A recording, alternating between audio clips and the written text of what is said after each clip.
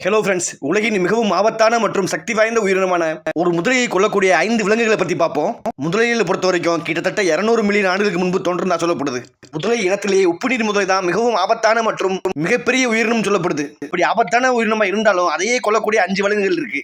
அதுல முதலாவது இடத்துல இருக்கிறது மனிதன். அதாவது மனிதனுக்கு மிகப்பெரிய அச்சுறுத்தலா இருக்குது இந்த முதலை. அதாவது ஒரு கணக்கெடுப்பின்படி கிட்டத்தட்ட ஒரு வருஷத்துக்கு 1000 பேர் முதலையால் கொல்லப்படுறாங்களாம்.